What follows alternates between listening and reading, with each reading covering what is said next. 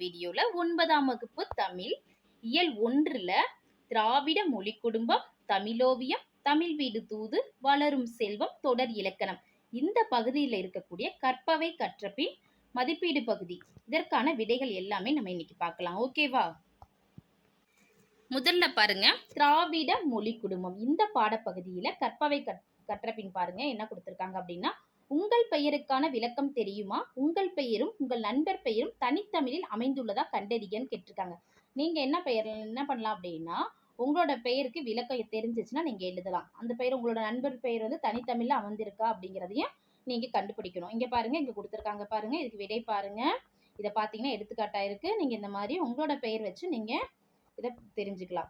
அன்பரசன்னா அன்புக்கு அரசன், புகழினியன் புகழுக்கு இனியன், அருள் செல்வினா அருள் நிறை செல்வி, மங்கையர்க்கரசி மங்கையர்களில் அரசி, அருள் வளவன் அருளுடை வளவன். இந்த மாதிரி அவங்களோட பெயருக்கு ஒவ்வொன்றுக்கும் ஒவ்வொரு விளக்கம் இருக்கும். அது மாதிரி உங்களோட பெயருக்கு பார்த்து எழுதிக்கலாம். அடுத்து பாருங்க, இரண்டாவது என்ன கொடுத்துருக்காங்க, பயன்பாட்டில் எவ்வாறெல்லாம் தமிழ் மொழியின் வேர் சொற்கள் வடிவ மாற்றம் பெறுகின்றன என்பது குறித்து வகுப்பில் கலந்துரையாடுங்கன்னு கேட்டிருக்காங்க. எடுத்துக்காட்டு வந்து செய், செய்தால், செய்கிறாள், செய்வாள், செய்து, செய்த, செய்வீர், செய்கிறோம். இது செய் அப்படிங்கிறது வேறு சொற்கள். இது வந்து எப்படி வடிவ மாற்றம் பெறுகிறது அப்படிங்கிறது. அடுத்து வான்னு கொடுத்துருக்காங்க. இதுக்கு நம்ம தான் எழுதணும். எப்படி எழுதுறதுன்னு பார்க்கலாமா? இங்க பாருங்க, இதுல பாருங்க, கலந்துரையாடல் கொடுத்து தமிழ் மொழியின் வேர் சொற்கள் பத்தி நம்ம முதல்ல தெரிஞ்சுக்கணும். தமிழ் மொழியில் ஒரு சொல் விளைவதற்கு வேறாக இருப்பது வேர்ச்சொல் எனப்படும். ஒரு சொல் தோன்றுவதற்கு அடியாக இருப்பது அடிச்சொல் எனப்படும். ஒரு சொல்லின் முதலாக அமைவது முதல்நிலை எனப்படும். அதனை இலக்கண நூலார் பகுதி என்றும் கூறுவர். அதுக்கு எடுத்துக்காட்டு கொடுத்துருந்தாங்களா இல்லையா? செய்க்கு என்ன சொன்னாங்க? செய் என்ன கொடுத்துருக்காங்க புத்தகத்துல? செய்தால், செய்கிறாள், செய்வாள், செய்து, செய்த, செய்வீர், செய்கிறோம். இப்போ வாக்கு என்ன எழுதலாம்? வந்தான், வருகிறான், வருவான், வந்து, வந்த, வருகிறோம், வருவோம். இதை எடுத்து நீங்க என்ன பண்ணலாம், உங்க புத்தகத்துல இருக்கும், இந்த இடத்துல நீங்க எழுதிக்கலாம். சரியா? அடுத்து பாருங்க, தமிழோவியம் இந்த பாடப்பகுதியில கற்பவை கற்றபின் என்னன்னு பார்க்கலாமா? பிறமொழி கலப்பின்றி தனித்தமிழில் 2 மணித்துளிகள் வகுப்பறையில் பேசுக அப்படிங்க நீங்கள் பேசி பார்த்துக்கலாம். இரண்டாவது பாருங்க, கவிதையை தொடர்க கொடுத்துருக்காங்க. இதை நம்ம எழுதலாம். அன்னை சொன்ன மொழி ஆதியில் பிறந்த மொழி, இணையத்தில் இயங்கும் மொழி, ஈடிலா தொன்மை மொழி, உலகம் போற்றும் மொழி, ஊர்கூடி வியக்கும் மொழின்னு இருக்கு. மீதியை நம்ம தான் எழுதணும். எப்படி எழுதுறதுன்னு பார்க்கலாமா? இங்க பாருங்க, அதை அப்படியே தொடர்ந்து எழுதிக்கிங்க. எங்கும் நிறைந்த மொழி, ஏறுநடை பயின்ற மொழி, ஒற்றுமை வளர்க்கும் மொழி, ஓங்கி வளர்ந்த மொழி. நீங்களா கூட சொந்தமா எழுதலாம். சரியா? அந்த பாடலை நிறைவு செய்யணும், நீங்க தான் எழுதணும். கவிதைய நீங்க எழுதலாம். இந்த மாதிரி கூட எழுதிக்கலாம். அடுத்து பாருங்க, தமிழ் வீடு தூது இந்த பகுதியில கற்பவை கற்றபின் என்ன கொடுத்திருக்காங்க? நமது எண்ணங்களையும் கருத்துக்களையும் எளிதாக எடுத்துரைக்க உதவுவது தமிழ் மொழி என்ற தலைப்பில் ஒரு பக்க அளவில் உரை ஒன்று எழுதுகன்னு கேட்டிருக்காங்க. அடுத்து பார்த்தோம் அப்படின்னா, படித்து திரட்டுகளை பாடல் கொடுத்திருக்காங்க. இதை பத்தி நம்ம பார்க்கலாம். இந்த பாடல் இந்த பாடல் காட்டும் இலக்கியங்களின் பெயர்களை வந்து வரிசைப்படுத்த சொல்லியிருக்காங்க. இந்த பாடலை எழுதியவர் யாருன்னா கவியோகி சுத்தானந்த பாரதியார். இதோட விடைகள்லாம் பார்க்கலாமா? முதல் இது என்னது? நமது எண்ணங்களையும் கருத்துக்களையும் எளிதாக எடுத்துரைக்க உதவுவது தமிழ் மொழி என்ற தலைப்பில் ஒரு பக்க அளவில் உரை ஒன்று எழுத சொல்லியிருக்காங்க. அதற்கான விடை பார்க்கலாமா? உரை எப்படி எழுதுறது? இந்த மாதிரி நீங்க விடை எழுதிக்கலாம். என்ன எழுதலாம்? நன்னும் இளவை பருவத்திலே முதல் நாவை அசைத்த மொழி, எங்கள் கண்ணை திறந்துலகத்தை விளக்கி கருத்தோடு இசைத்த மொழி அப்படின்னு எழுதிட்டு, என்று வரத நஞ்சைய பிள்ளை தமிழின் பெருமையை எடுத்து காட்டுகிறார். இனிமையும் நீர்மையும் தமிழ் எனல் ஆகும் என்பது புகழ் மொழியாகும். யாமறிந்த மொழிகளிலே தமிழ் மொழி போல் இனிதாவது எங்கும் காணோம் என்று பாரதியார் பாடினார். தமிழ் நம் எண்ணங்களையும் கருத்துக்களையும் எளிதில் எடுத்துரைக்கத்தக்கதாகும். தமிழ் மொழியில் உள்ள சொற்கட்டமைப்பும் வாக்கிய கட்டுக்கோப்பும் எளிமையாகவும் திறமாகவும் அமைந்துள்ளன. இலக்கண கட்டுப்பாடு மொழிக்கு வேலி போன்றது ஆகும். சொற்கள் இலக்கியத்திற்கு என்றும் இலக்கணத்திற்கு என்றும் தனித்தனியே அமைந்துள்ளன. இலக்கியத்திற்கு இயற் சொல், திரி சொல், திசை சொல், வட சொல் என 4 சொற்களையும் பயன்படுத்துகிறோம். இலக்கணத்திற்கு பெயர் சொல், வினைச்சொல், இடைச்சொல், உரிச்சொல் என்னும் தனியமைப்பு பயன்பாட்டுக்குரியது. தமிழ் மொழியின் இனிமையும் எளிமையும் சமயம் பரப்ப தமிழகத்துக்கு வந்த மேனாட்டு கிறிஸ்தவ சமய சான்றோர்களை கவர்ந்தது. அவர்கள் எண்ணங்களையும் கருத்துக்களையும் இனிய எளிய தமிழில் எடுத்துரைக்க செய்தது. இந்திய விடுதலை போராட்டத்தில் தமிழ் தேசியத்தை வளர்த்தது. தேசியம் தமிழை எடுத்துக்கொண்டது. கருத்துக்களையும் எண்ணங்களையும் எடுத்து சொல்ல முடிந்தது. அறிவியல் நுட்பங்களை எடுத்து சொல்ல புது புது சொற்களை படைத்து அளித்ததனால் சொல்வளம் பெருகியது. தமிழ் கணினி பயன்பாட்டிற்கு வந்தவுடன் கணினி தமிழ் என்ற துறை முகிழ்த்தது. நமது எண்ணங்களுக்கு வடிவம் கொடுக்க மொழி பயன்பட்டது. அம்மொழி வழியே கருத்துக்களை பிறருக்கு பகிர்ந்து கொள்ள முடிகிறது. இந்த மாதிரி உரை வந்து ஒரு பக்க அளவுல நம்ம எழுதிக்கலாம். சரியா? அடுத்து இரண்டாவது என்ன கொடுத்துருந்தாங்க, ஒரு பாடல் கொடுத்துருந்தாங்களா இல்லையா? இந்த பாடல் யார் எழுதுனாங்க? கவியோகி சுத்தானந்த பாரதியார். இந்த பாடல் காட்டும் இலக்கியங்களின் பெயர்களை வந்து வரிசைப்படுத்த சொன்னாங்க. நம்ம இங்க கொடுத்துருக்கோம் பாருங்க, இந்த மாதிரி வரிசைப்படுத்தி எழுதியிருக்கலாம். அந்த பாடல் காட்டும் இலக்கியங்களின் பெயர்கள் என்ன? குண்டலகேசி, வளையாபதி, சீவக சிந்தாமணி, மணிமேகலை, சிலப்பதிகாரம், சூளாமணி, திருக்குறள். இந்த இலக்கியங்கள்லாம் இந்த பாடல்ல இருக்கும். நீங்க பாத்தீங்க அப்படின்னா காதொளிரும் குண்டலமும், காதொளிரும் குண்டலமும்னா குண்டலகேசி. இப்போ வளையாபதியும், வளையாபதி இருக்கா இல்லையா, கருணை மார்பின் மீதொளிர் சிந்தாமணியும், சிந்தாமணினா சீவக சிந்தாமணி, மெல்லிடையில் மேகலையும், மேகலைன்னா என்னது, மணிமேகலை. சிலம்பார் இன்ப, சிலம்பார்னா சிலப்பதிகாரம், இன்ப போதொளிரும் திருவடியும், பொன்முடி சூளாமேனியும், சூளாமணி இந்த இலக்கியம். பொலியச்சூடி நீதியொளிர் செங்கோலாய், திருக்குறளை தாங்குதமிழ் நீடு வாழ்க, திருக்குறள். சரியா? அந்த இலக்கியங்கள் பெயர்களை நம்ம எழுதிக்கிட்டோமா இல்லையா? இப்ப இந்த மாதிரி எழுதிக்கலாம். அடுத்து பாருங்க, வளரும் செல்வம். இந்த பகுதியில கற்பவை கற்றபின்ல பாருங்க, நீங்கள் நாள்தோறும் வகுப்பறையில் மிகுதியாக பயன்படுத்தும் சொற்களை பட்டியலிட்டு அவற்றில் இடம்பெற்றுள்ள பிறமொழி சொற்களுக்கு நிகரான தமிழ் சொற்களை அறிந்து எழுதுகன்னு கொடுத்துருக்காங்க. நம்ம என்ன பண்ணலாம், இங்க கொடுத்துருப்பாங்க, நாள்தோறும் நம்ம வகுப்பறையில பயன்படுத்தக்கூடிய சொற்களை எழுதிக்கலாம். பட்டியலிட்டு பிறமொழி சொற்களுக்கு அங்க இடம்பெற்றுள்ள பிறமொழி சொற்களுக்கு நிகரான தமிழ் சொற்களை இதுல எடுத்து எழுதணும். எப்படி எழுதுறதுன்னு பார்க்கலாமா? இங்க வந்து சொற்பட்டியலை கொடுத்துருக்காங்க பாருங்கம்மா. வகுப்பு, புத்தகம், பிளாக் போர்டு, பேனா, பென்சில், நோட்டு. பிறமொழி சொற்கள் என்ன? Black board. நிகரான அதுக்கு தமிழ் சொற்கள் வந்து கரும்பலகை. இப்போ மற்றதுக்கெல்லாம் நம்ம எழுதலாம். எப்படி எழுதுறதுன்னு பார்க்கலாமா? இங்கே பாருங்க, வகுப்பு, வகுப்புனா என்னது? Class room. பிறமொழி சொற்கள். தமிழ் சொல் வகுப்பறை. புத்தகம்னா புக்கு, பாடநூல். தமிழ் சொற்கள். பேனா, பென், தூவல். பென்சில்னா பென்சில். பிறமொழி சொற்கள். கரிக்கோல். தமிழ் சொல். நோட்டு, நோட், குறிப்பேடு. ரப்பர், எரேசர், வெண்மம். சரியா? இந்த மாதிரி எழுதிக்கலாம். அடுத்து பாருங்க, உரையாடலை நிறைவு செய்க, அவற்றுள் இடம்பெறும் பிறமொழி சொற்களை தமிழாக்கம் செய்யன்னு கொடுத்துருக்காங்க. ஒரு உரையாடல் கொடுத்துருக்காங்க, இதை நம்ம நிறைவு செய்யணும். பிறமொழி சொற்கள் வந்து இதில் கொடுத்துருப்பாங்க, அதை தமிழ் நம்ம எழுதணும். எப்படி எழுதுறதுன்னு பார்க்கலாமா? இங்கே பாருங்க, அருண் ஹலோ நண்பான்னு கொடுத்துருக்காங்க. இது நல்லன்னு சொல்ற மாதிரி நம்ம எழுதணும். அதுக்கு பதில் எழுதிட்டு இங்கே 10 இயர்ஸ் ஆச்சு இல்லையான்னு இருக்கு. ஆமாம், 10 இயர்ஸ்க்கு நம்ம தமிழ் எழுதணும். பிறமொழி சொல் இப்போ தமிழ் எழுதணும். அடுத்து பார்த்தீங்க அப்படின்னா, ஆமாம் நலன் பாருங்க, ஆமாம் நான் இப்போ மல்டிநேஷனல் கம்பெனி, அப்போ அதுக்குரிய தமிழ் நம்ம எழுதணும். அப்புறம் ஒன்றில் ப்ராஜெக்ட் மேனேஜராக, ப்ராஜெக்ட் மேனேஜர் அப்படிங்கிறதுக்கு நம்ம தமிழாக்க எழுதணும். அரண் அப்படிங்கிற அருண் இருக்கு, அருண் வருமா? அரண் கிடையாது, அருள். இதுக்கு வந்து நம்ம என்ன பண்ணணும்? பதில் எழுதணும். கேட்டதுக்கு கேள்விக்கு பதில் எழுதலாம். நலனுக்கு அந்த காலேஜ் தான், காலேஜுங்கிறதுக்கு நம்ம தமிழ் என்னன்னு எழுதணும். என் தம்பி +2, தம்பி ஃபர்ஸ்ட் இயர் படிக்கிறான். பிறமொழி சொற்கள் வருதா இல்லையா? இதெல்லாம் தமிழ் எழுதணும். எப்படி எழுதுறது பார்க்கலாம். கடைசியில் பாருங்க, நலன் வந்து பாய் பாய் அப்படிங்கிறது. இது எப்படி எழுதுறது பார்க்கலாமா? பாருங்க, இதுக்கு விடை பாருங்க. அருண் ஹலோ நண்பா. நலன் என்ன சொல்றான்? திருப்பி எப்படி என்ன சொல்லலாம் அப்படின்னு பார்த்தோம் அப்படின்னா, ஹலோ நண்பானா என்ன சொல்லுவோம்? இங்க பாருங்க, இதுல வணக்கம் நண்பான்னு எழுதிக்கலாம். ஹலோ அப்படிங்கிறதுக்கு என்ன எழுதலாம்? வணக்கம். தமிழ் எழுதிக்கலாம். வணக்கம் நண்பா. நலன் என்ன சொல்ற? வணக்கம் நண்பா, உன்னை பார்த்து நிறைய ஆண்டுகள் ஆகிவிட்டன அப்படின்னு நலன் சொல்றான். அதுக்கு அருண் வந்து ஆமாம் 10 ஆண்டுகள் ஆகிவிட்டு, 10 இயர்ஸ்ன்னு சொன்னோமா இல்லையா? அதுல என்ன எழுதலாம்? 10 ஆண்டுகள். தமிழ் 10 ஆண்டுகள் ஆகிவிட்டன இல்லையா? நலன் ஆமாம், நான் இப்ப பன்னாட்டு நிறுவனம் ஒன்றில் திட்ட மேலாளராக இருக்கேன். நீ என்ன பண்ற அப்படின்னு நீன்னு கேட்கிறாங்க. அடுத்து என்னது? அருண் வந்து நான் நந்தனம் அரசு கல்லூரியில் பேராசிரியராக பணிபுரிகிறேன் அப்படின்னு அருண் சொல்றாங்க. நலன் வந்து அந்த கல்லூரியில் தான் என் தம்பி 1ஆம் ஆண்டு படிக்கிறான் அப்படின்னு சொல்றான். அதுக்கு அருண் அப்படியா, நன்று, மீண்டும் சந்திப்போம், உங்கள் பேருந்து வந்து விட்டது, ஏதோ ஒரு பேருந்து வந்துருச்சு அப்படிங்கிறப்ப அவன் நலன் வந்து பாய் பாய்ன்னு சொல்லிட்டு அதுக்கு தமிழ் வந்து போய் வருகிறேன் அப்படின்னு எழுதிக்கலாம். சரியா? அந்த மாதிரி கூட நீங்க எழுதிக்கலாம்.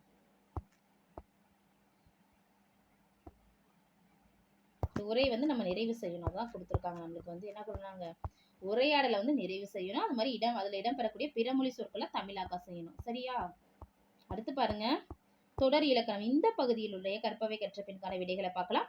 முதல்ல பாருங்க, தொடர்களை மாற்றி உருவாக்குகன்னு கொடுத்துருக்காங்க. 5 தொடர்கள் கொடுத்துருக்காங்க. 5 தொடர்கள் கொடுத்துருக்காங்க.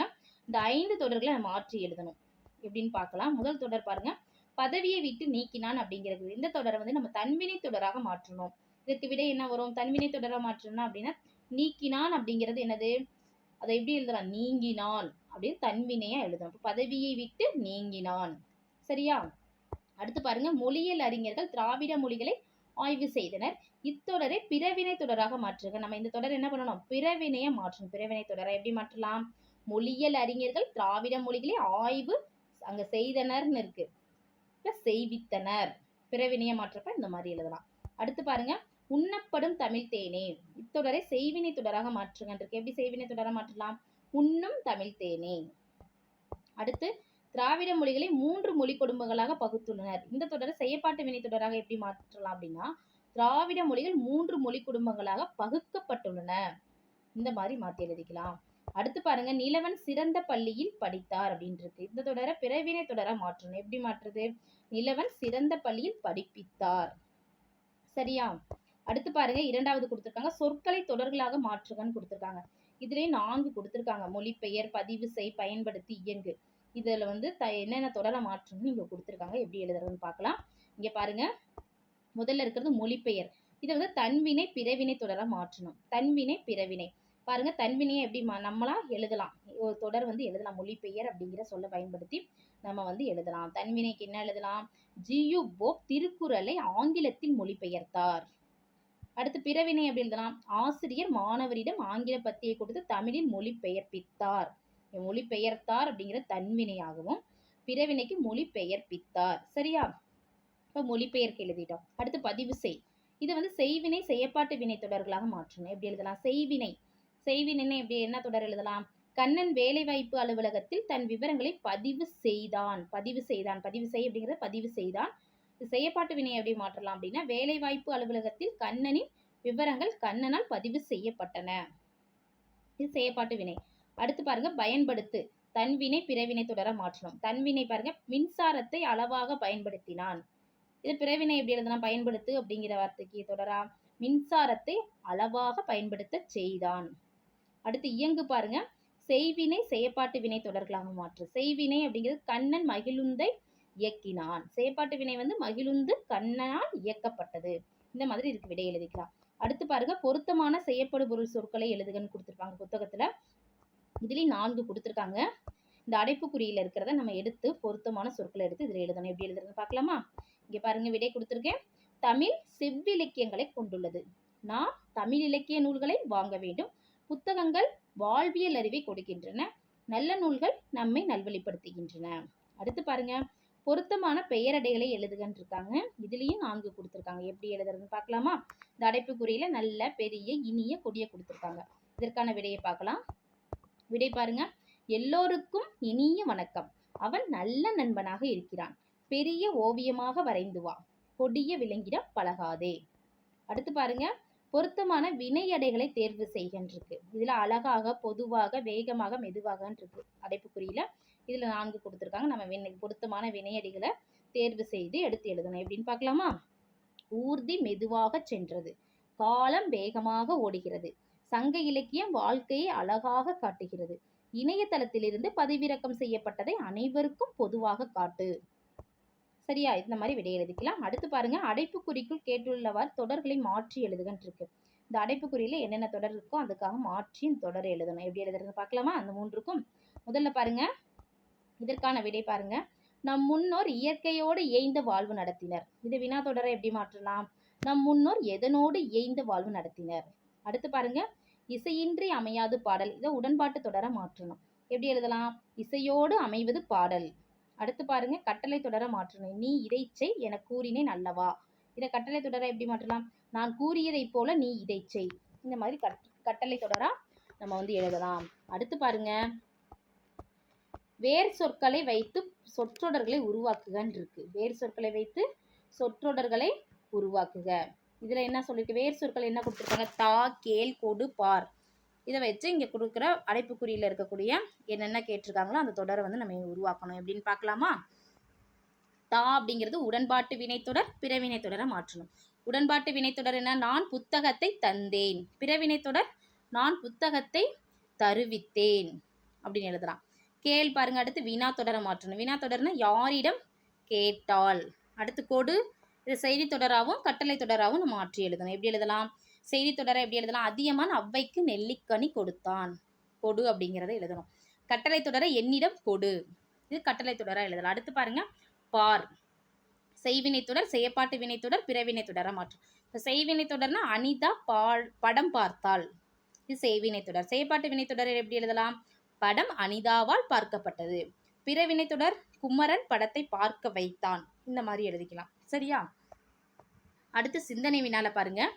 அவையாவும் இருக்கின்றன, அவை யாவையும் இருக்கின்றன, அவையாவும் எடுங்கள், அவை யாவையும் எடுங்கள், அவை யாவற்றையும் எடுங்கள். மேற்கண்ட சொற்றொடர்கள் சரியானவையா? விளக்கம் தருகன்னு கேட்டிருக்காங்க. என்னன்னு பார்க்கலாம். அடுத்து கொடுத்துருக்காங்க பாரு. ஆ இ ஈ இந்த 3 பகுதியில் இருக்கக்கூடிய விடையும் நம்ம பார்க்கலாம். அந்த கேள்விக்கான விடையும் பார்த்துக்கலாம். சரியா? முதல்ல பாருங்க, அவை யாவும் இருக்கின்றன. இதுல பாருங்க, இத்தொடர் தவறானது. என்ன விளக்கம் கொடுக்கலாமா? இவை அனைத்தும் இருக்கின்றன என பன்மை பொருளில் வந்துள்ளது. அடுத்து பாருங்க, அவை யாவையும் இருக்கின்றன. இந்த மாதிரி இந்த தொடர் சரியானது. ஏன்னா அவை அனைத்தும் இருக்கின்றன என பன்மை பொருளில் சரியாக அமைந்துள்ளது. அடுத்து பாருங்க, அவை யாவும் எடுங்கள் இருக்கு. இந்த தொடர் சரியான தொடர் என்று. இது சரியா கிடையாது. ஏன்னா யாவும் என்பதற்கு பொருந்தும் பயனிலை இதுல அமையல. யாவும் என்பதற்கு பயனிலை அமையவில்லை. அடுத்து பாருங்க, அவை யாவையும் எடுங்கள். இந்த தொடர் சரியான தொடர் என்று. ஏன்னா யாவையும் என்பதற்கு பொருந்தும் பயனிலை அமையவில்லை. அடுத்து பாருங்க, அவை யாவற்றையும் எடுங்கள். இந்த தொடர் சரியானது. என்னதுன்னா எடுங்கள் என்பதற்கு பொருந்தும் செய்யப்படு பொருள் அமைந்துள்ளது. இந்த மாதிரி எழுதிக்கலாம். அடுத்து பாருங்க, ஆ பகுதியில நீங்கள் ஒரு நாளிதழில் பணிபுரிகிறீர்கள். அங்கு புதிய வார இதழ் ஒன்று தொடங்க இருக்கிறார்கள். அதற்காக அந்நாளிதழில் விளம்பரம் தருவதற்கு பொருத்தமான சொற்றொடர்களை வடிவமைத்து எழுதுக. இதுக்கான விடை பாருங்க. நம்ம ஒரு நாளிதழில் பணிபுரிஞ்சிட்டு இருக்கோம். அந்த இதில் என்னது, புதிய வார இதழ் ஒன்று தொடங்குறாங்க. அந்த நாளிதழில் விளம்பரம் தருவதற்கு நம்ம பொருத்தமான சொற்றொடர்களை வடிவமைத்து தரணும். இங்கே பாருங்க, இது மாதிரி வடிவமைத்துக்கலாம். முதல்ல என்ன பண்ணலாம்? நாளிதழில் விரைவில் உங்கள் இல்லந்தோறும் உலா வரவிருக்கும் வார இதழ். என்ன வார இதழ்? கல்வி செய்திகள், வேலைவாய்ப்பு செய்திகள், ஆன்மீகம், அரசியல், சிறுவர்களுக்கான படங்களுடன் கூடிய கதைகள். இந்த மாதிரி நம்ம என்னது சொற்றொடர்களை வடிவமைத்து தரலாம். இது விடை எழுதிக்கலாம். அடுத்து பாருங்க, சொற்றொடர் வகைகளை அறிந்து அவை எவ்வாறு பேசுவதற்கும் எழுதுவதற்கும் பயன்படுகின்றன என்பதை பதிவு செய்கின்றிருக்கு. நாம் அன்றாடம் பேசுவதற்கும் எழுதுவதற்கும் பயன்படும் தொடர்கள் சில கொடுத்துருக்காங்க. இது இந்த மாதிரி எழுதிக்கலாம். தொடர் வகைகள் என்னென்ன தொடர் இருக்கு, எடுத்துக்காட்டு, ஒவ்வொன்றுக்கு எடுத்துக்காட்டு இருக்கு. முதல்ல பாருங்க, தொடர் வகைகள்: செய்தி தொடர், திருவள்ளுவர் திருக்குறளை ஏற்றினார். வினாத்தொடர், நேற்று ஏன் பள்ளிக்கு வரவில்லை. உணர்ச்சி தொடர், என்னே தாஜ்மஹாலின் அழகு. கட்டளை தொடர், கவனமாக செல். கலவை தொடர், கமலா நன்றாக படித்ததால் தேர்வில் முதல் மதிப்பெண் பெற்றாள். செய்வினை தொடர், கமலா பாடம் வரைந்தாள். செய்யப்பாட்டு வினைத்தொடர், படம் கமலாவால் வரையப்பட்டது. தன்வினை தொடர், இளவரசி இலக்கணம் கற்றாள். பிறவினை தொடர், இளவரசி இலக்கணம் கற்பித்தாள். நேர்கூற்று தொடர், தந்தை மகனே நன்றாக படி என்று கூறினார். அயற்கூற்று தொடர், கமலா இளவரசியிடம் தான் மறுநாள் ஊருக்கு செல்வதாக கூறினாள். இந்த மாதிரி எழுதிக்கலாம். அடுத்து பாருங்க, வந்திருப்பவர்கள் அனைவரும் இருக்கையில் அமருமாறு கேட்டுக்கொள்ளப்படுகிறார்கள். இத்தொடர் ஆங்கிலத்திலிருந்து நேரடியான தமிழ் மொழி பெயர்ப்பாக இருந்தாலும் மொழி மரபை இத்தொடரில் பேணுகிறோமா அப்படின்னு கேட்டிருக்காங்க. இதுக்கு விடை எப்படி எழுதலாம்? தமிழ் மொழியில் தொடர் எழுவாய் செய்யப்படுபொருள் பயனிலை என்ற வரிசையில் அமையும். எழுவாய் பயனிலை செய்யப்படுபொருள் என்ற வரிசையில் அமையும். இத்தொடரை போன்று ஆங்கிலத்திலிருந்து நேரடியான தமிழ் மொழியில் மொழிபெயர்க்கப்படும் போது மொழி மரபை பேணுகிறோம். சரி, அந்த மாதிரி எழுதிக்கலாம். அடுத்து பாருங்க, மதிப்பீடு பகுதி. இந்த மதிப்பீடு பகுதியில கேள்விகள் இருக்கு. அதற்கான விடைகள்லாம் நம்ம பார்க்கலாமா? இங்க பாருங்க, மதிப்பீடு பகுதியில உங்க புத்தகத்துல கொடுத்திருப்பாங்க. பலவுள் தெரிக. இதுல பாருங்க, குழுவில் விடுபட்ட வரிசையை தேர்ந்தெடுக்கன்னு இருக்கும். குழு 1, குழு 2, குழு 3, குழு 4 இருக்கும். நாவாய், மரம், துறை, தன்வினை. இதற்கு எந்த விடை கரெக்டா வரும்? ஆ விடை தான் கரெக்ட். வங்கம், மானு, தாளிசை, பிறவினை. சரியா? அடுத்து பாருங்க, இரண்டாவது, தமிழ் விடு தூது டேஸ் என்னும் இலக்கிய வகையை சார்ந்தது. சிற்றிலக்கியம். ஈ விடை தான் கரெக்ட். தமிழ் விடு தூது சிற்றிலக்கியம் என்னும் இலக்கிய வகையை சார்ந்தது. அடுத்து பாருங்க, விடுபட்ட இடத்திற்கு பொருத்தமான விடை வரிசையை குறிப்பிடுகன்னு இருக்கு. இதுக்கு என்ன விடை வரும்? கா. முதல் விடை தான் கரெக்ட். 3, 100, 10, 8. சரியா? 3 இனம், 100 வண்ணம், 10 குணம், 8 வனப்பு. சரியா? அடுத்து பாருங்க, நான்காவது, காலம் பிறக்கும் முன் பிறந்தது தமிழே, எந்த காலமும் நிலையாய் இருப்பதும் தமிழே. இவ்வடிகள் பயின்று வரும் நயங்கள் என்னென்ன நயங்கள் இருக்கு? மோனை, காலம் காலமும் அப்படிங்கிறது மோனை நயமும் இருக்கு. இப்ப காலம் காலமும்லயே எதுகையும் இருக்கு. தமிழே தமிழே இயைபு இருக்கு. அப்ப எந்த விடை கரெக்ட்? ஈ விடை தான் கரெக்ட். மோனை, எதுகை, இயைபு. அடுத்து பாருங்க, அழியா வனப்பு, ஒளியா வனப்பு, சிந்தாமணி. அடிக்கோடிட்ட சொற்களுக்கான இலக்கண குறிப்பு கேட்டிருக்காங்க. அழியா, ஒளியா, சிந்தா. இது என்ன? ஒரு ஈறுகெட்ட எதிர்மறை பெயரெச்சம். ஆ விடை தான் கரெக்ட். சரியா? அடுத்து நம்மளுக்கு குருவினா பகுதி கொடுத்துருக்காங்க. குருவினா, சிறுவினா, நெடுவினா இந்த பகுதிக்கான விடைகளை பார்க்கலாம் இப்போ. சரியா? இங்கே பாருங்க, முதல்ல குருவினா பகுதிக்கான விடை பார்க்கலாம். நீங்கள் பேசும் மொழி எந்த இந்திய மொழி குடும்பத்தைச் சேர்ந்தது? இதற்கான விடை பாருங்க. நான் பேசும் மொழியான தமிழ் தென் திராவிட மொழிகளுள் ஒன்றாக இருக்கிறது. அடுத்து இரண்டாவது பாருங்க, தமிழோவியம் கவிதையில் உங்களை மிகவும் ஈர்த்த அடிகள் குறித்து எழுதுகன்றிருக்கு. இதுக்கு விடை பாருங்க. காலம் பிறக்கும் முன் பிறந்தது தமிழே, எந்த காலமும் நிலையாய் இருப்பதும் தமிழே, தமிழ் என்றும் நிலையானது, நிலைத்த மொழி என்று பசுமை மாறா இளமை மாறா மொழி தமிழ் மொழியே என்று தமிழ் மொழியின் அழியா தன்மையை கூறுவதால் இவ்வடிகள் என்னை ஈர்த்தன. இந்த மாதிரி விடை எழுதிக்கலாம். அடுத்து பாருங்க, கன்னி என்பதன் விளக்கம் யாது? இதோட விடை பாருங்க. இரண்டு கண்களைப் போல் இரண்டிரண்டு பூக்களை வைத்து தொடுக்கப்படும் மாலைக்கு கன்னி என்று பெயர். அதேபோல் தமிழில் இரண்டிரண்டு அடிகள் கொண்ட எதுகையால் தொடுக்கப்படும் செய்யுள் வகை கன்னி ஆகும். இதற்கான விடையை எழுதிக்கலாம். அடுத்து நான்காவது கேள்வி, கணினி சார்ந்து நீங்கள் அறிந்த எவையேனும் 5 தமிழ் சொற்களை தருகன்றிருக்கு. இதுக்கான விடை பார்க்கலாம். சாஃப்ட்வேர் மென்பொருள், ப்ரௌசர் உளவி, கிராஃப்ட் செதுக்கி, கர்சர் ஏவி அல்லது சுட்டி, சைபர் ஸ்பேஸ் இணையவெளி. இந்த மாதிரி எழுதிக்கலாம். அடுத்து பாருங்க, ஐந்தாவது கேள்வி என்ன? அகமாய் புறமாய் இலக்கியங்கள் அவை அமைந்ததை சொல்லும் இலக்கணங்கள் இலக்கியங்களின் பாடுபொருள்களாக இவ்வடிகள் உணர்த்துவன யாவைன்னு கேள்வி இருக்கு. இதற்கான விடை பாருங்க. மக்களின் உள்ளத்தில் உள்ள அன்பையும் வாழ்க்கை நிகழ்வுகளையும் கூறும் இலக்கணத்தை அகப்பொருள் என்றும், அகம் சாராத அறம் பொருள் வீடு கல்வி வீரம் கொடை புகழ் முதலியவற்றை கூறும் இலக்கணத்தை புறப்பொருள் என்றும் அமைந்த இலக்கியம் இலக்கணமாய் திகழ்வதை இவ்வடிகள் உணர்த்துகின்றன. அடுத்து பாருங்க, செய்வினையை செயற்பாட்டு வினையாக மாற்றும் துணை வினைகள் இரண்டினை எடுத்துக்காட்டுடன் எழுதுகன்றிருக்கு. இதற்கான விடை பாருங்க. செய்வினையை செயற்பாட்டு வினையாக மாற்ற பயன்படும் துணை வினைகள் 2. உன், ஆயிற்று என 2 எடுத்துக்காட்டுகள் கேட்டிருக்கிறதுனால நம்ம 2 எழுதிக்கலாம். உன்க்கு சான்று என்ன? கோவலன் கொலையுண்டான். ஆயிற்று சான்றுக்கு வீடு கட்டியாயிற்று. சரி, 2 எடுத்துக்காட்டுகள் எழுதுனா போதும். அடுத்து பாருங்க, வீணையோடு வந்தால் கிளியே பேசு தொடரின் வகையை சுட்டுக. இப்போ வீணையோடு வந்தால் அதில் என்ன வந்திருக்கு? ஓடு அப்படின்னா அது வேற்றுமை தொடரில் வந்திருக்கு. கிளியே பேசு, கிளியே அதில் ஏ அப்படின்னு விழிச்சொல் வந்தனால அது விழித்தொடர். அடுத்து பாருங்க, சிறுவினா பகுதி. சங்க இலக்கியத்தில் காணப்படும் கடற்கலனுக்குரிய சொல் கிரேக்க மொழியில் எவ்வாறு மாற்றம் பெற்றுள்ளதுன்னு கேட்டிருக்காங்க. இதற்கான விடையை பார்க்கலாம். சங்க இலக்கியத்தில் காணப்படும் கடற்கலனுக்குரிய சொற்கள் கிரேக்க மொழிகளும் மாற்றம் பெற்றுள்ளன. என்னென்னு பார்க்கலாமா? தமிழ் எரிதிரை, கலன், நீர், நாவாய், தோணின்னு இருக்கு. கிரேக்கம்ல எருதிரான், கலையுகோய், நீரியோஸ், நேரிய, நாயு, தோனிஸ். சரி, அந்த மாதிரி எழுதிக்கலாம். அடுத்து பாருங்க, திராவிட மொழிகளின் பிரிவுகள் யாவை? அவற்றுள் உங்களுக்கு தெரிந்த மொழிகளின் சிறப்பியல்புகளை விளக்குக. இதற்கு விடையை பாருங்க.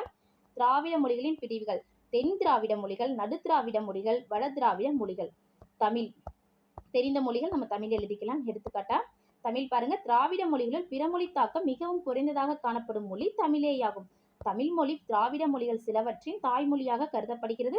தொன்மையான கல்வெட்டுகளில் பெரும்பாலானவை தமிழிலேயே அமைந்துள்ளன. அடுத்து பாருங்க, மூன்றாவது கேள்வி. 3 என்னும் எண்ணப்பெயர் பிற திராவிட மொழிகளில் எவ்வாறு இடம்பெற்றுள்ளது? இதற்கான விடை பாருங்க. திராவிட மொழிகளில் எண்ணுப்பெயர்கள் ஒன்று போலவே அமைந்துள்ளன. அது என்னென்னு பார்க்கலாமா? 3 தமிழ், 3 மலையாளம், 3 தெலுங்கு, 3 கன்னடம், 3 துளு. இந்த மாதிரி எழுதிக்கலாம். அடுத்து பாருங்க, நான்காவது. காலந்தோறும் தமிழ் மொழி தன்னை எவ்வாறு புதுப்பித்துக் கொள்கிறது? இதற்கான விடை பாருங்க. தமிழ் மொழி தொன்மையும் இலக்கணமும் இலக்கிய வளமும் உடையது. தமிழ் மொழி ஏனைய திராவிட மொழிகளை விட தனக்கென தனித்த இலக்கண வளத்தை பெற்று தனித்தியங்கும் மொழியாகும். பிறமொழி தாக்கம் தமிழில் குறைவு. ஒரே பொருளை குறிக்க பல சொற்கள் அமைந்த சொல்வளம் பெற்ற மொழி. இந்தியாவில் தொன்மையான கல்வெட்டுகளில் பெரும்பாலானவை தமிழில் அமைந்துள்ளன.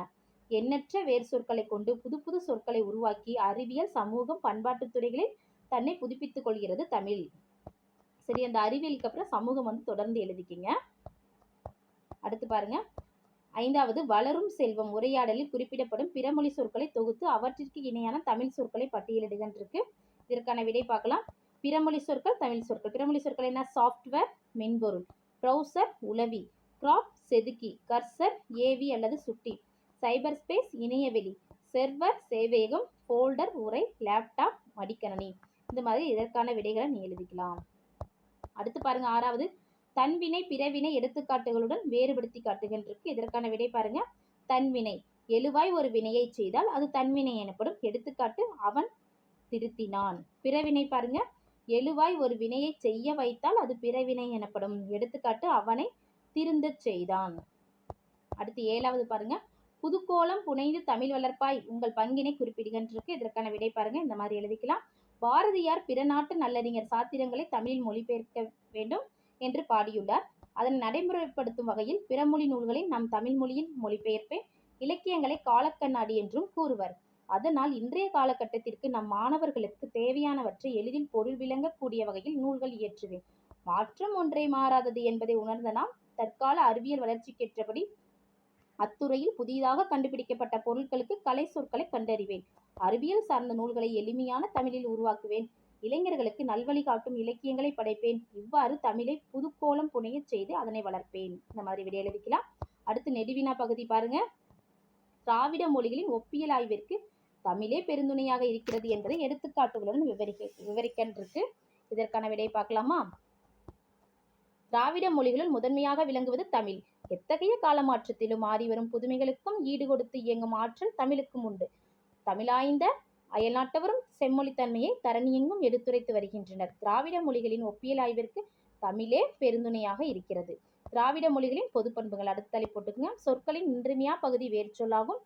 இதற்கு அடிசொல் என்றும் திராவிட மொழிகளின் சொற்களை ஆராய்ந்தால் அடிசொல் என்றும் பெயர். திராவிட மொழிகளின் சொற்களை ஆராய்ந்தால் அவை பொதுவான அடிச்சொற்களை காண முடிகிறது. சான்று அடிச்சொல் திராவிட மொழிகள்: கண் தமிழ், கண்ணு மலையாளம், கன்னடம், கண்ணு தெலுங்கு, குடகு, கண் குரு, கேன், பர்ஜி, கோன், தோடா.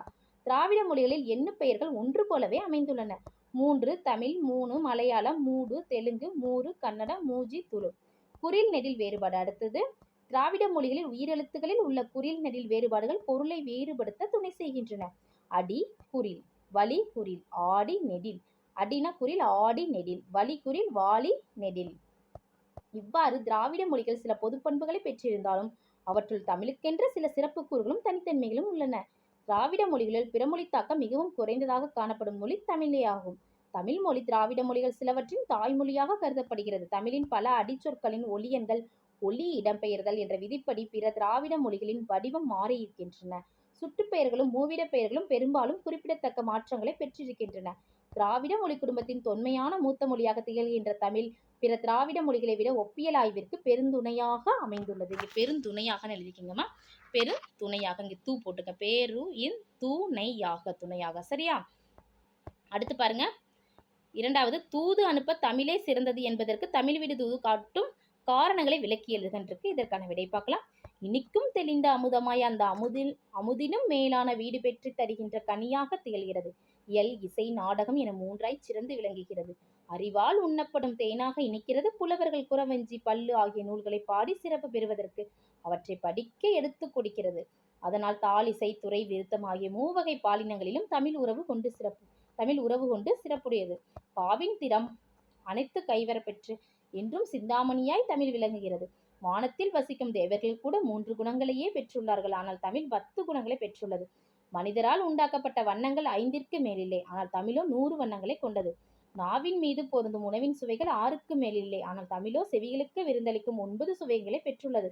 தமிழ் மொழி அழியாத அம்மை முதலான 8 அழகுகளை பெற்றுள்ளது. தமிழ் இத்தகைய சிறப்புகளை பெற்றுள்ளதால் தூது அனுப்புவதற்கு தமிழே சிறந்தது என்று தமிழ் விடு தூது காரணங்களாக காட்டுகின்றது. இந்த மாதிரி எழுதிக்கலாம். அடுத்து பாருங்க.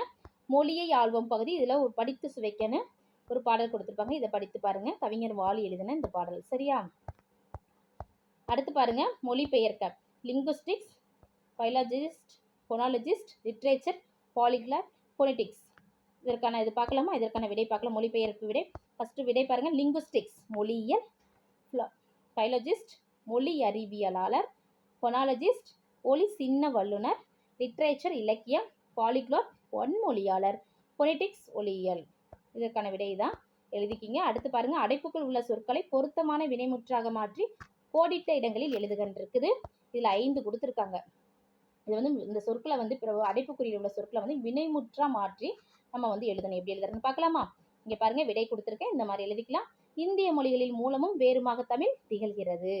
வைதேகி நாளை நடைபெறும் கவியரங்கில் கலந்து கொள்வாள். உலகில் 3000 மொழிகள் பேசுகின்றனர். குழந்தைகள் அனைவரும் சுற்றுலா செல்கின்றனர். தவறுகளை திருத்துகிறான். இந்த மாதிரி எழுதிக்கலாம். சரியா? அந்த சொற்களோட வேறு இருக்கு. அதை வந்து நம்ம வினை முற்றா மாற்றி எழுதணும். இந்த சொற்களை வந்து வினை முற்றா மாற்றி நம்ம எழுதணும். அடுத்து வடிவம் மாற்றுக. இங்கே ஒரு பத்தியை கொடுத்துருக்காங்க. பின்வரும் பத்தியை படித்து பார்த்து அச்செய்தியை உங்கள் பள்ளி அறிவிப்பு பலகையில் இடம்பெறும் அறிவிப்பாக மாற்றுக. நீங்களா சொந்தமாக கூட நீங்கள் எழுதலாம். எப்படியோட எழுதிக்கலாம். இதற்கான விடை கொடுத்துருக்கேன். அறிவிப்பு பலகையில் இந்த மாதிரி எழுதிக்கலாம். இந்த பத்தியை படித்து பார்த்தீங்கன்னாவே உங்களுக்கு புரியும். இந்த மாதிரி எழுதிக்கலாம். அரசு மேல்நிலைப்பள்ளி மருதூர் நூல் வெளியீட்டு விழா எழுதிட்டு அறிவிப்பு பலகையில் வணக்கம். 25 ஆண்டுகளாக சிறந்த கல்வி பணியை வழங்கி வரும் நம் பள்ளி சிறந்த கவிஞராக திகழும் இன்சுவை முதலான பன்முக படைப்பாளிகளை உருவாக்கிய பெருமை கொண்டது. நம் பள்ளி மாணவி பூங்குழலி படைத்த உள்ளங்கை உலகம் என்ற நூலின் வெளியீட்டு விழா 21 ஜூன் திங்கள் பிற்பகல் 3 மணி அளவில் நடைபெற உள்ளது. கிண்ண சாதனை படைத்த முன்னாள் மாணவர் இன்சுவை நூலை வெளியிட்டு சிறப்புரையாற்றுவார். மருதூர் பள்ளி விழா அரங்கத்தில் நிகழும் இந்நூல் வெளியீட்டு விழாவில் கலந்து கொள்ள அனைவரையும் அழைக்கின்ற பள்ளி நிர்வாகம் எழுதியிருக்கேன். நிர்வாகம் சரியா? இந்த மாதிரி நீங்க எழுதிக்கலாம் அறிவிப்பு பலகை. அடுத்து பாருங்க, தொடரை பழமொழி கொண்டு நிறைவு செய்யன்றிருக்கு. இங்க 4 இருக்கு. இதை பழமொழி நம்ம எழுதணும். அந்த தொடருக்கு எப்படின்னு பார்க்கலாம். எப்படி நிறைவு செய்யறதுன்னு பார்க்கலாமா? பழமொழியோட அதற்கான விடை பாருங்க.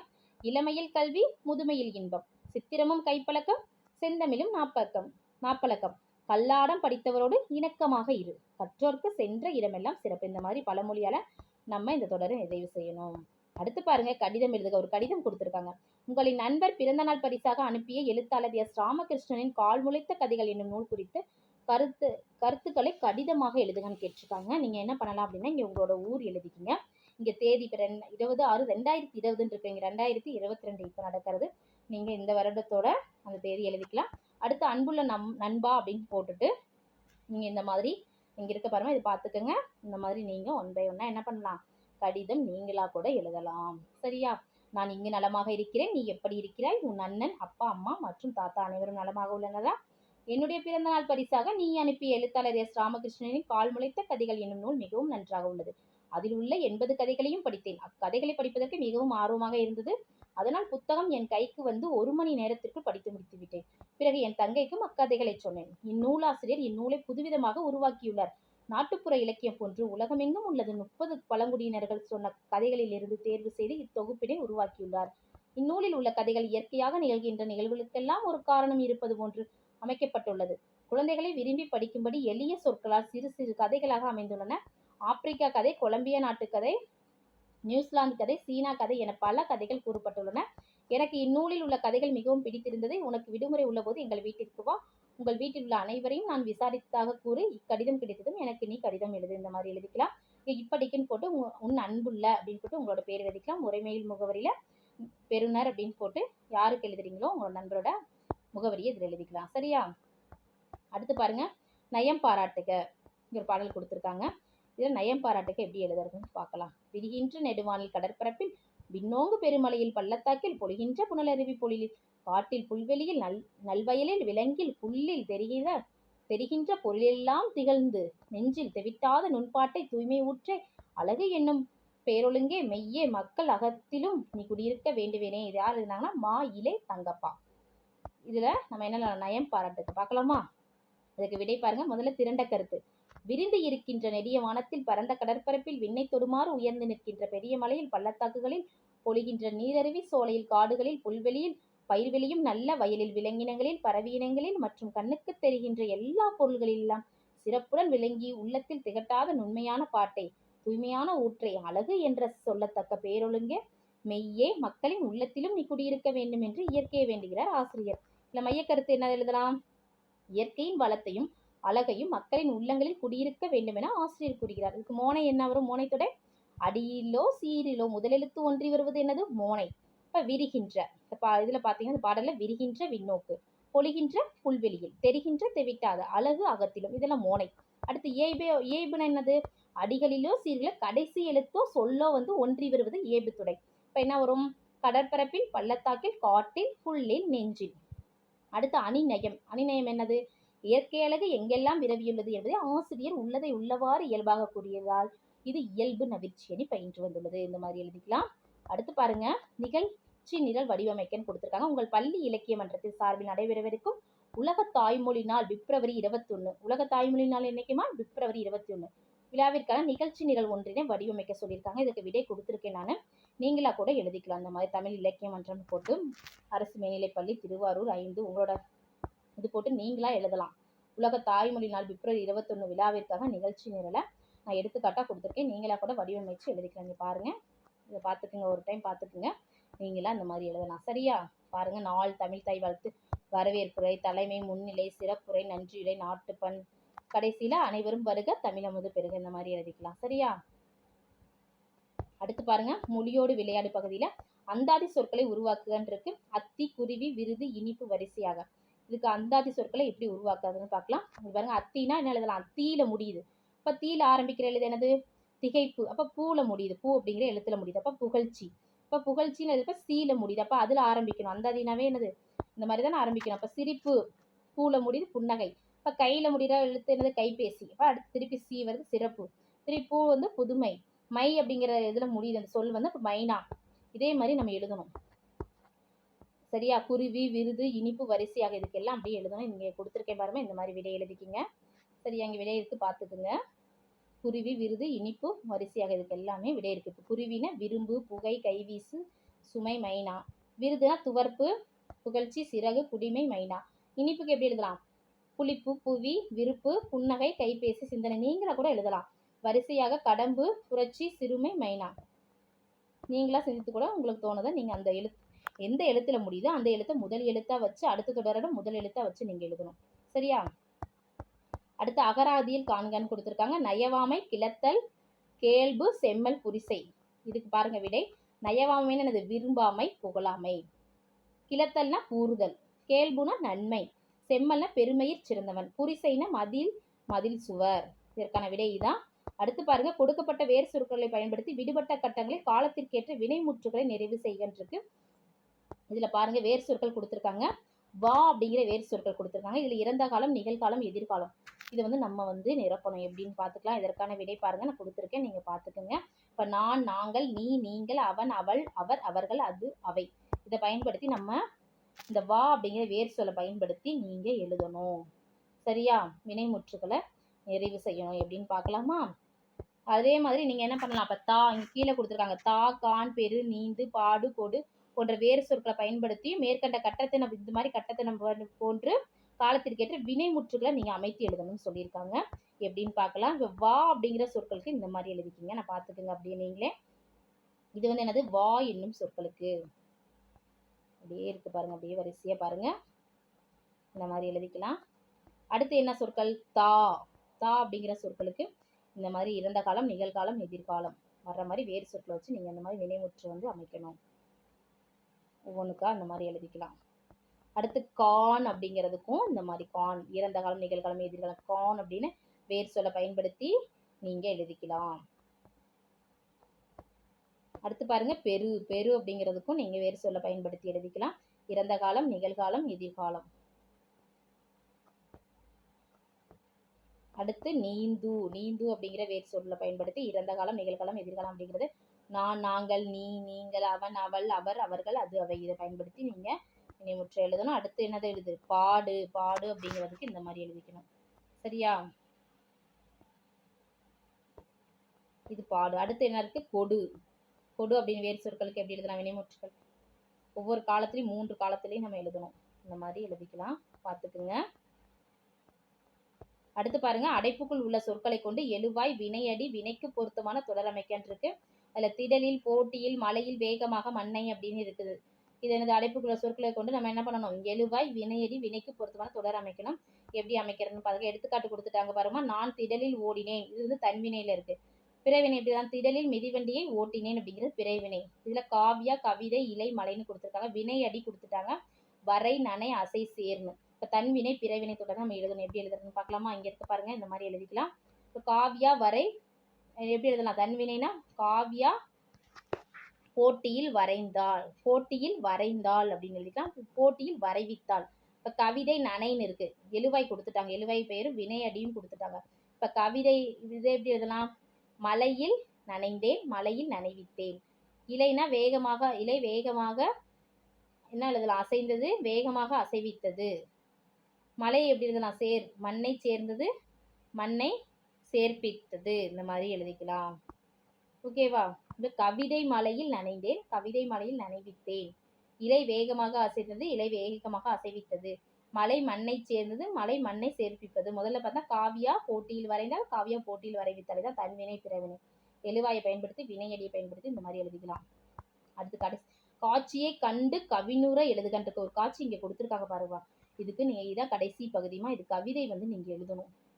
சரியா? அந்த காட்சியை பயன்படுத்தி நீங்கள் சொந்தமாக எழுதலாம். நான் ஒரு இது கொடுத்துருக்கேன், இதையும் பார்த்துக்கோங்க. என்ன கவிதை? உண்டுக்கிளியாய் கூட்டினை விரும்பாத மீனே. இதுக்கு கவிதை இந்த மாதிரி கொடுத்துருக்கேன், நீங்கள் இதை எழுதிக்கலாம். விடுதலை எண்ணி சிறகனும் துடுப்பை சீட்டியடித்த கண்ணே இலக்குந்தவரி தனி சிறைக்குள் விழுந்திடாதே. உனக்கு நீலக்கடலே எல்லை என்ற உண்மையை மனிதர் உணரவில்லை. உணர்வும் உரிமையும் உயிர்களுக்கும் பொதுவை. இந்த மாதிரி கூட எழுதிக்கலாம். இல்லை இன்னொன்று கொடுத்துருக்கேன் பாருங்க, இந்த மாதிரி கூட எழுதிக்கலாம். சிறு சிறு மீன்கள் அடைப்பட்டது சிறு குவளையில் கண்டது. ஒரு பெருமீன் விம்மியது தான் இல்லை என்றால் இவை தாராளமாக நீந்துமே என்றெண்ணி தனியாய் துள்ளி குதித்தது. மறுகுவளையில் தவறினால் மரணம் என்று தெரியும். மீன் போன்று நல்லெண்ணம் உள்ளவரால் தான் பூமி நிலையாய் உள்ளதோ. இந்த மாதிரி நம்ம எழுதிக்கலாம். இல்லைன்னா இந்த கவிதையை கூட நீங்க எழுதிக்கலாம். இல்லை நீங்க சொந்தமாவே என்னது இந்த காட்சியை கண்டு கவிதை, உங்களுக்கு தோன்ற கவிதையை நீங்க திறம்பட எழுதலாம். சரியா? இந்த வீடியோ உங்களுக்கு பயனுள்ளதாக இருந்துச்சுன்னா நம்ம சேனலை சப்ஸ்கிரைப் பண்ணுங்க, லைக் பண்ணுங்க, ஷேர் பண்ணுங்க. Thank you to all.